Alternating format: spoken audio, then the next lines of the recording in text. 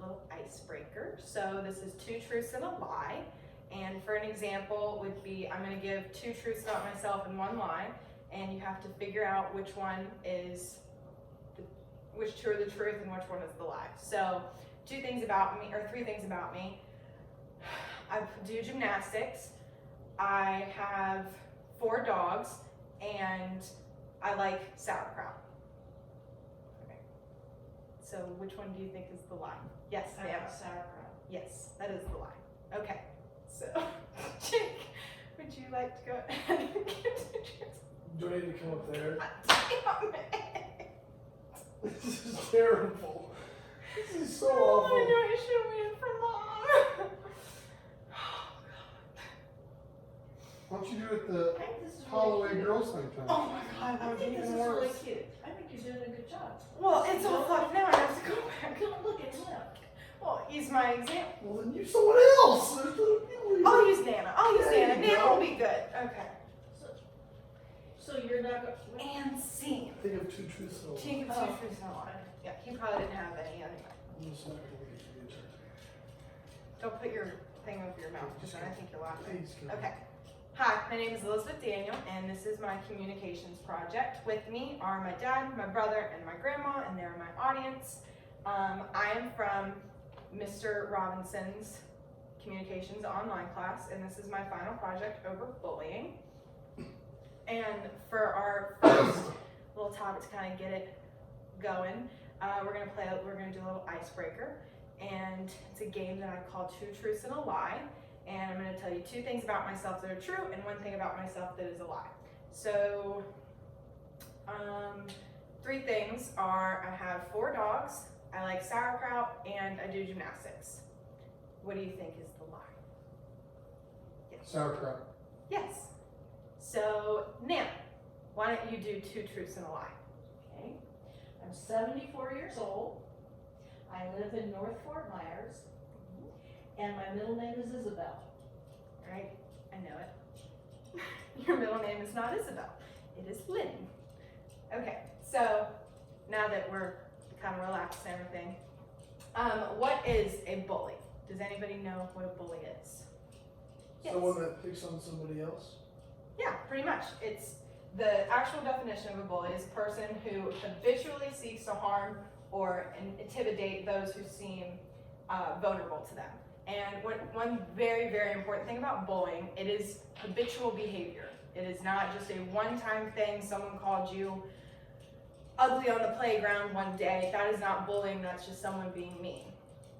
Bullying is a very, very long period of time, over a period of time, they continue to sit there and harass you. And there are 4 different types of bullying.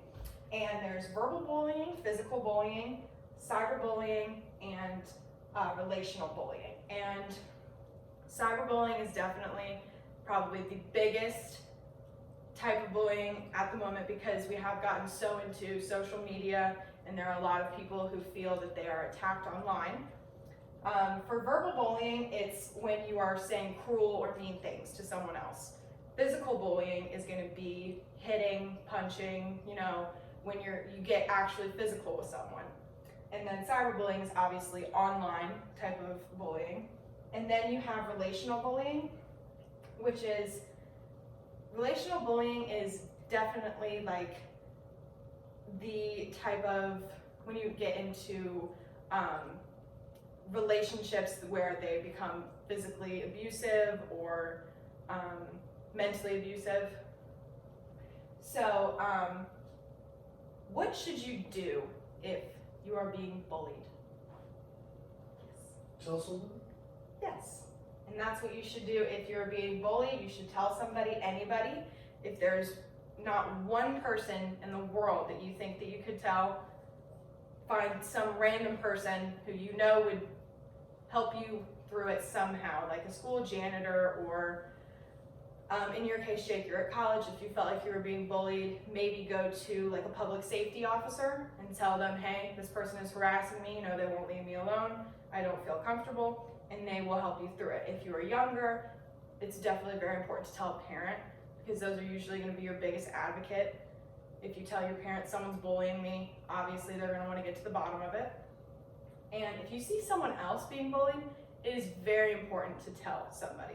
A lot of people, statistically speaking, 70% of people say that they have seen bullying happen in their schools. Younger kids say that 70% of them see that they have seen it happen. About half of that actually tell somebody about it.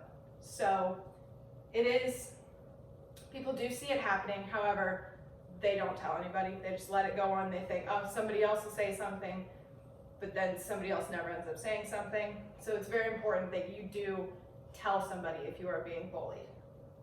For statistics, 20% of students ages 12 to 18 say that they experience bullying in surveys, and it's about the same for students who are 9 to 12 and grades 9 to 12. Bullying never really goes away, especially in adults. There is a lot of surveys that are taken where adults say that they feel that they're being bullied by other parents. It usually happens a lot in schools when other parents have PTA boards. You know, you feel like there's a clique of moms or a clique of dads who kind of run the school. You see that a lot in television. But it actually does happen where other parents feel that they are being left out of certain things and they feel their kids are being then left out. So that's very common. And 30% of young people admit to bullying others. That isn't really a great statistic, because how many kids do you think are really going to come out and say, oh yeah, I bullied this person, you know? And a lot of kids don't see what they're doing as bullying. A lot of kids are like, oh, I was messing with them, or didn't mean it in a harmful way, but the other person takes it in a harmful way. So that is another really important thing, when kids need to be told what is bullying and what isn't bullying. So, are there any questions about anything that we've talked about? Yes. At what point is someone who's being bullied justified in retaliating? That's actually a really good question. In my personal opinion, I feel as though people should be able to stand up for themselves. However, a lot of things are going around in schools right now where people are being bullied for very long periods of time, and kids finally who do stand up for themselves, they get in trouble because of the way they've retaliated. In my opinion, I would say if you are going to retaliate, it would be by first telling an administrator.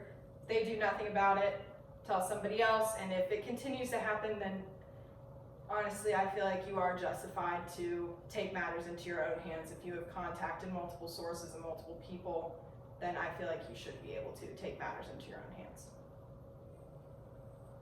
Anything else? No? Alrighty. Well, thank you very much. That was my presentation on bullying.